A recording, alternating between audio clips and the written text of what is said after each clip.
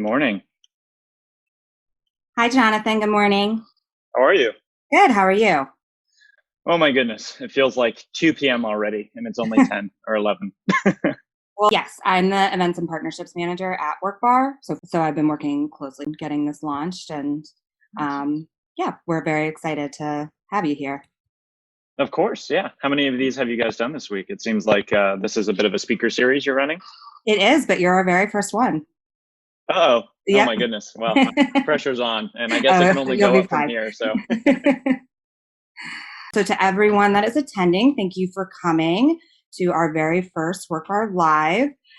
My name is Chelsea Hildreth. I'm the Events and Partnerships Manager at Workbar, and it's our pleasure to welcome Jonathan Lacoste, who is the co-founder of Jebbit, who will be presenting Going Digital Now. And he just told me that he has a lot of information on the stimulus package, so hopefully we'll touch on that as well. Just a few highlights on Jonathan and Jebbit. He was a Forbes 30 by 30 honoree, and Jebbit was included in the top 25 most promising companies in the world by CNBC. Some of their clients include Bowden, Dell, and New Balance, to name a few. And we're looking forward to the tips that he can provide us during this time. Just a few notes to our guests and attendees. If this is your first time on Zoom or Zoom webinar, you'll only be able to see Jonathan and I. The best way to do it is if you hit the top right on gallery view, and then on the bottom panel, you'll see Q&A. And that's where you can submit any questions that you have. And then I'll have a running list of them that I'll be able to see and ask Jonathan as we go. So whenever you have a question, throw it out there and we'll open Q&A at the end as well. Thank you so much for being with us here and being our very first one. So thank you very much. Why don't you start by telling us a little bit about Jebbit and how your company helps brands? of course. Yeah. Well, thanks for having me. Good morning, everyone. And like all of you, I'm working from my apartment in downtown Boston this morning. Chelsea and I were chatting about that. So, Jebbit is a Boston-based software company. We've been around for 8 years now. We started just outside of Boston on the campus of Boston College back in 2012, 2013 as part of a business plan competition. And our solution is pretty simple. It's the fastest, easiest way to create beautiful content experiences. So whether it is an interactive experience, think of like a product match quiz. If you've ever been to an e-commerce site and find the right pair of jeans for me or the right makeup, we power a lot of that. Whether it's just a simple branded survey, think survey, but like beautiful with images and videos, or just a simple lead form. So customers and brands and marketing teams use our software and technology to power a lot of that online interactivity. And they mainly use it to collect what we call declared data. So as all of us on this call probably know, personalization, the need to tailor your emails and online website offerings, et cetera, incredibly important. But you need the right type of data, and so Jebbit essentially allows you to capture that as well through these experiences. So that's what we do at a 30,000-foot view, and like everyone else, we've been learning a lot the past few weeks and days in terms of how to navigate this coronavirus challenge. And so I'm excited to, chat a little bit more about that today. Okay, awesome. From a consumer's perspective, what do you think is required or most important right now?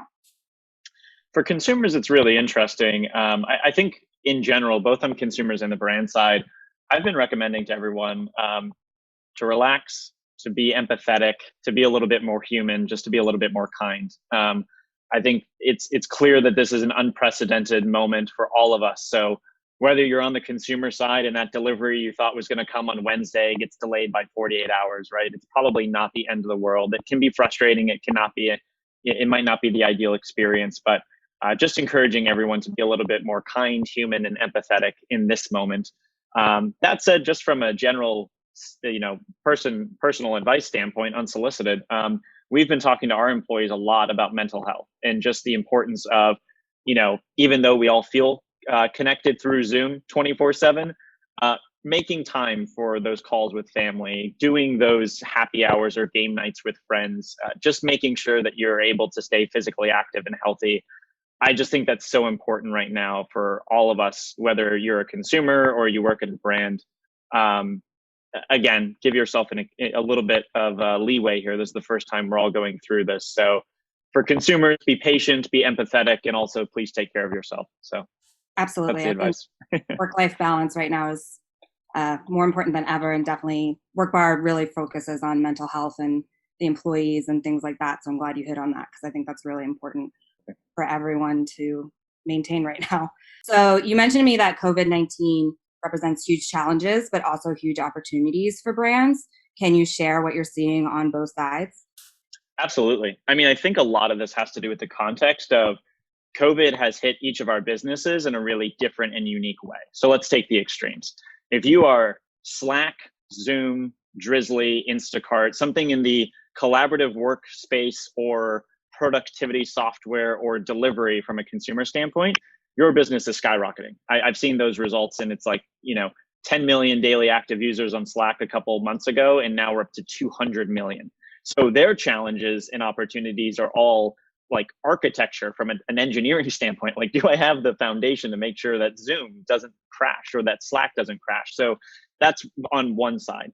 For a lot of the brands we're working with, they are either being hit very hard by COVID or they're somewhere in the middle. So I'll give you an example. We work with a lot of travel companies, hotel groups, airlines, Expedia, like the bookings.coms of the world. To be honest, there's not a lot they can do right now. They're going into crisis management mode. And from a marketing standpoint, they are thinking about opportunities as, save the core essentials right now, strip a lot of the expenditure out of the business, unfortunately. And as it relates to customer communication, they really want their customers to know we'll be there for you in the future. And here's what we're doing if we have an opportunity to help today. Here's what we're doing to help. So an example for some hotel groups are they're opening up their hotels to healthcare workers, to nurses. Unfortunately, some of them are becoming, extended ICUs and rooms for patients. And so if you have an ability to help and there's an opportunity, lean into it. We work with a mattress company. Mattresses aren't in high demand right now from the consumer side. So they're working with hospitals to provide bedding to hospitals. So every business kind of has that unique opportunity if they're really hit hard by COVID in terms of, the travel hospitality space. Then we see a lot of brands that are kind of in the middle, to be honest, Chelsea. So sports teams and leagues and retailers. We work with the NFL, the NBA, the NHL, a bunch of the main big box retailers. And they're all presented with a similar challenge of, we used to engage people predominantly in person in offline channels, and now we have to replicate that through digital marketing online. And that's an opportunity and a challenge depending on the organization. So, for some companies and brands, they're really on top of that, and they have the technology and the capabilities to do virtual events like this one we're doing here. They're sending out more engaging content as opposed to just buy messaging to engage their consumers who might be sitting on the couch and have a little bit more time to surf the web. But retailers are also trying to think about, what are those parts of that offline experience as it relates to shopping in our store that maybe aren't obvious right now in our mobile app or in our website. Maybe we can use now as a moment to retool those things in that customer experience to make sure that we're delivering on it, because that's the only way consumers can engage with us right now. So depends a lot on the context of the business, but those are some of the things that we've seen just in the past few weeks here. Okay, awesome. And then, you kind of touched on it a little bit, but in terms of examples on how clients are responding, I guess in terms of shifting from having in-store, like real retailers, for example, shifting from having in-store and online to just going online, what has been some of the client feedback that you've seen? Has it been difficult? Has it been smooth? Has it been, of course, everything has a hiccup, but it's good so far? Could you expand a little bit on that? Totally. So I'll give you a couple examples. We work with Tide, as an example, laundry detergent or Tide Pods. Don't eat those. And we also work with NARS, a big cosmetics company owned by Shiseido Group. Their teams were very much on top of it. They realized that their customers were no longer going to be buying them in Sephora's or in CVS or Walmart aisles, and they wanted to immediately replicate fun experiences that that would lend themselves to online. So as an example, if you go to, I don't know if it's still live, but in a matter of 3 days, Tide came up with the idea to launch find the right Tide product for you as you're sitting on your couch at home. They used Jebbit to spin it up and put it on their website. And it was just a fun, simple, kind of very empathetic experience of, hey, we realize you're probably used to just walking down the aisle and grabbing the one that looks familiar. here's an opportunity to introduce you to everything we're doing, but also to find the right thing for you, and we'll deliver it to your home. So I thought that was very clever. NARS took a slightly different approach. It was less focused on driving sales, and it was more of a communications and preference check-in with their audience. They call their consumers narcissists, I guess. It's a play on words. Okay. And so it was almost like a check-in of addressing the elephant in the room. So when you arrived at the website, there was kind of a small chatbot type engagement that would expand. And it was basically saying, hey, we realize now's a really unique time. We just want to check in. How are you doing? We realize you might want to hear from us in a different way right now. You might not want to get the daily sales email from us. So how do you want to hear from us? And let's ask you a few questions and see what type of content you want to get from us. And so I think that's a great example of a retailer that realizes their customers have to engage with them differently, in real time, being able to spin up a very empathetic human experience, and allowing consumers to dictate and control what she wants to hear in this moment. And I think that's really important. The last example I give, and it's an obvious one, is sports. They're not happening right now, but sports fans are so passionate and energetic that they'll engage with content. You just got to give it to them and address it in the right format. So, without sharing too many details, because I know our teams are hoping that it's going to be a surprise, there are big tentpole events that are coming up with a lot of the sports leagues and in particular, that we are going to be able to help create that virtual interactivity, kind of, that digital experience for things that normally would happen in person. And just the regular day-to-day, more locally here, the New England Revolution are clients of ours. They're doing some really innovative things in terms of how to engage their fans in massive fan-wide competitions and just new ways to engage their fan base. And we're happy to help there. So all different types of, experiences and different strategies. And those just are a few that come to mind. Okay, awesome. And I just want to remind everyone that's listening that you can enter any questions that you have for Jonathan in the Q&A button at the bottom of your screen. What is, if you had to give the biggest piece of advice for those, because I think we have right now, those listening come from a couple different industries, but what's something across the board when they're trying to put their plan of action together? I hear you mention engagement and empathy a lot in terms of messaging, but in the overall plan of action, what's the advice that you give to our listeners? One thing that I would be really thoughtful about is I would be really honest with yourself, depending on what your business is or company is, what your role is in this COVID moment in time. And we still don't know, at first we thought it might be a matter of weeks. Realistically, I think we're all preparing now for it to be a matter of months, if not longer, in terms of the impact. If at this point your business has not already experienced dramatic growth in the terms of the Zooms, the Slacks, the Instacarts, Drizzlies of the world that we mentioned, I think it's fair to say that, from a growth standpoint, this year might not be the strongest growth year, and that's fine. But I think being intellectually honest with yourself about that and preparing your marketing strategy and your business strategy around that is absolutely paramount. I've had the privilege of speaking with a lot of our board members and investors that see across hundreds of other startups and portfolio companies of all different sizes, from tens of thousands of employees to just a few in a dorm room or garage.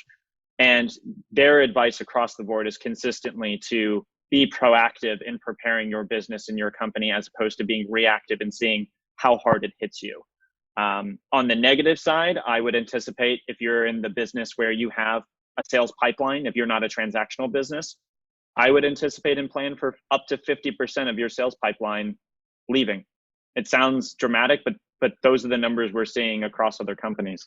From a customer standpoint, I would expect an increase in churn. Even your strong customers, the retailers we were talking about, if you work with businesses and travel, sports and entertainment, retail, goods that are non-essential, their businesses are going to be challenged. So just plan ahead of that. On the marketing side, though, there is an optimistic view. There is an opportunity to plan ahead. So I'm seeing two approaches. One is retool the foundation today. So if your business is not under heavy demands of pressure, if you're not experiencing a ton of new web traffic and sales aren't flying off the shelf and you're not just focused on supply chain, retool the foundation. Maybe now's a great time to, do some of those foundational parts to your CRM nurture program that you've always been pushing off. Maybe now's the time to update your website or your mobile app to have a better consumer experience. So the things that take a little bit longer, reinvest in the foundation so you can be even better in the future. And the last thing I'll say is I'm seeing a lot of marketers survive today, but plan for thriving tomorrow after this epidemic. And what that really means is investing in adding new consumers and folks to your database. Play the long-term game. Don't think about just converting them tomorrow. Think about how can I build a really engaging community and audience so that in the back half of this year, or maybe not even until early next year, they think of my brand, my product or service as trustworthy. I've built a relationship and they're willing to buy, license, test, whatever the model is. And you need contact information for that. And you also need data. And so we're seeing a lot of companies, really lean into ways to engage their audience and capture a little bit more insights and data so that when, again, things are a little bit more up and to the right, you can nail that personalized digital marketing experience. So I know that was a lot again, but we're just seeing companies interact in so many different ways depending on, the unique challenge that COVID's bringing to their business. Awesome. Thank you. I have a couple questions here. Wendy asks, oh, this is interesting. Can you speak to any examples that you have in the professional services industry? We are an executive recruiting firm and our work has almost all come to a pause. Would love some ideas. Yeah, that is a tough example. Here's what I can say. We just sharing in real time what I've seen our customer do. So we have monster.com in the recruiting space, not necessarily professional services from an executive recruiter standpoint. What they've done is they've tried to be just really helpful in terms of building long-term relationships. They realize a lot of people may be on the job hunting side right now. So they're building relationships there, building their applicant pool. And they realize that a lot of people probably aren't hiring or, they are retooling their plans for the year. So my advice, and this comes more from, business and startup management side of things, is we're getting hit up left and right by recruiters, just being slightly empathetic and understanding that everyone is retooling their forecasts and their plans for the year. And I would focus more on relationship management and value added services right now. So, there's a stimulus package that a ton of startups are trying to apply for right now, and small businesses are trying to understand if you have relationships, think of yourself as how can I add value to my clients or to my job applicants today? If you want to send out unemployment benefit information to applicants, or if you want to send job listings, obviously, for the top companies that are hiring right now, it's probably more the mindset of engagement, long-term relationship management, as opposed to transactional. We're seeing the same thing in the legal and accounting space. People, our law firm in particular has really leaned in and has been very helpful in just sending us resources and additional information, because they know right now is probably not the time where Jebbit's going to call them up and, use a ton of their consulting services and expensive legal fees. So I would lean into that. That's my gut reaction. Okay. Thank you. Sarah asks, any advice for those in the real estate brokerage industry? Most agents are following shelter in place and not holding open houses at all, or drastically cutting back on showings or postponing listings. Any advice on messaging or virtual events that would feel appropriate now? We're actually considered an essential business, as some people might have to sell. Yes, very true. In speaking with my real estate friends over the last 2 weeks, right now is a lot of wait and see and waiting to see the first few dominoes fall, just transparently in the market, is what I've been told.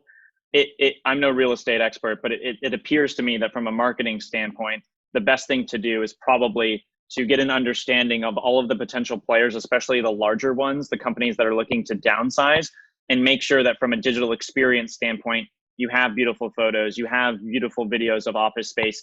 Expect to do the transaction virtually, even if that's something that 6 months ago would have seemed improbable. Our real estate folks and friends are telling us expect to do transactions virtually now. And so we've had one person go into our office, safe, mask, gloves, all of that stuff, but create a digital experience around some sublease space that we have, because Jebbit has a couple of office spaces.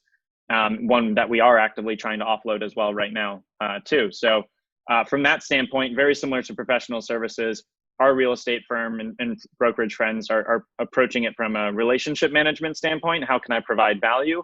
But also, leaning into the digital experience side of things and realizing that this transaction may be a little abnormal. Or look at Workbar. Quick Yep. plug in for Workbar there. So Thanks.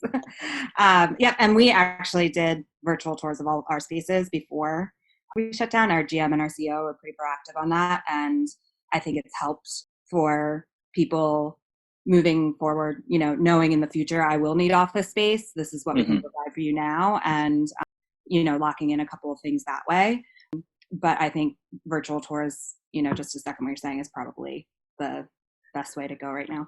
Yeah, and I think a last piece of off the cuff feedback would just be flexibility, right, Chelsea? I mean, I think startups need flexibility in terms of banding together, jumping into office spaces, being flexible on terms and the dollars and cents. And I think right now it's just an opportunity for the startup community, the real estate community, to come together and just help each other out. So, the terms and the dollars and the price per square footage probably aren't going to be market highs by any means, but I think people will remember the firms and the companies that helped them out through this time. And hopefully that loyalty will pay off long term.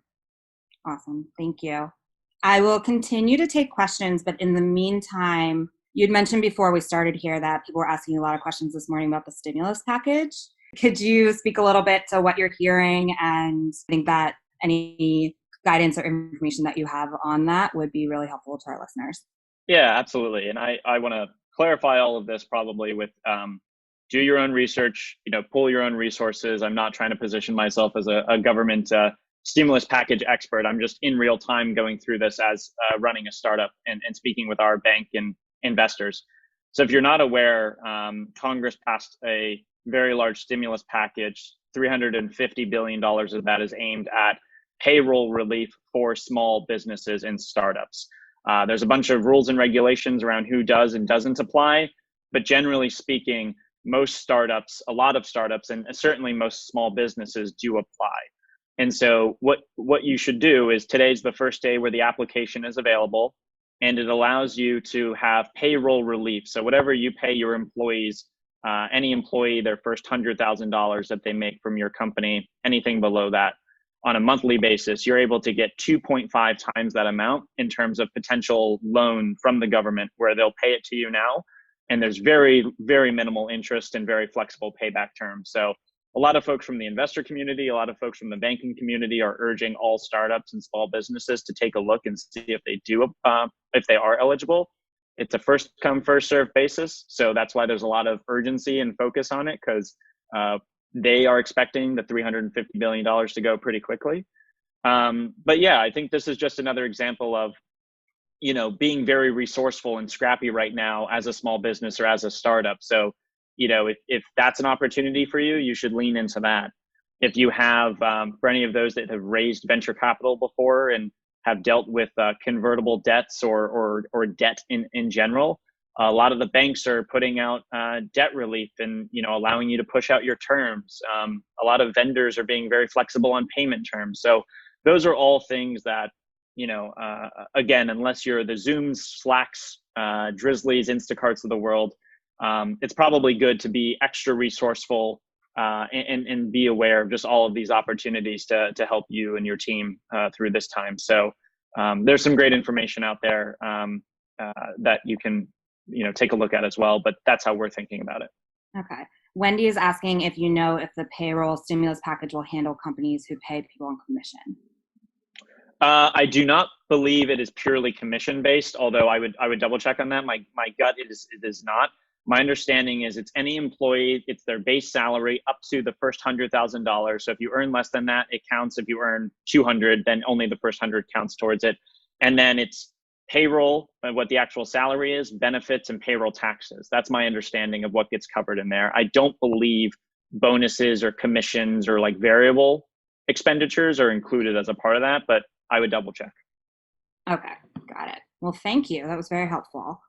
Then I would love to wrap it up by saying, what are the 3 biggest tips or takeaways that people can implement into their digital marketing strategies right So it goes back to, again, the growth mindset versus the survive today, prepare for the future. So for the survive today, prepare for the future, take a look at your foundation again. Awesome opportunity to improve the core website, mobile app, customer experience.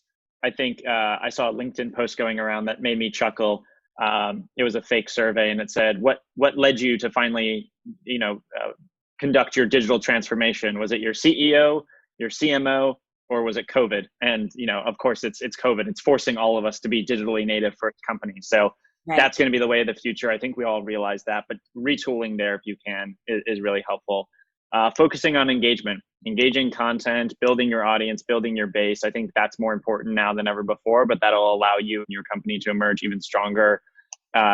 Reflecting on the professional services and real estate questions we are getting, value add is always a way. We always think about it at Jebbit as a value-based exchange. In exchange for your attention, I need to offer something of value. Doesn't have to be monetary in nature. It can be content, can be information, helpful tips, but it genuinely needs to be helpful, not salesy. And the third thing is be empathetic, right? Again, unprecedented time. So in your marketing materials and your communications, make sure your customers know if you can help, how you are helping. And if your business is not, directly able to help or assist, just being a little extra human and empathetic in your communication, because we're all going through something that we've never been through before. So being a little bit more patient is always helpful. Awesome. Well, thank you so much for your time. I just want to wrap up by saying thank you to our attendees for coming, and don't forget to submit any questions or any topics that you'd like to see covered in our Fix It Friday survey, which came with the link came with the email that you got to attend this. And we look forward to having you on our next virtual Workbar Live. So please attend that, and more information will be coming early next week. And Jonathan, thank you so much. This has been very helpful. I'm sure that everyone that has attended here has been very thankful for your standpoint and viewpoints and everything that you were able to provide for us today. Yeah, sure. Well, thanks for having me on, and good luck to everyone. We're all in this together, and hope you were able to take one or two small tips or ideas out from today. But yeah, best of luck moving forward. Yes, I was writing things down myself, so it was definitely helpful. All right. Thank you so much, Jonathan.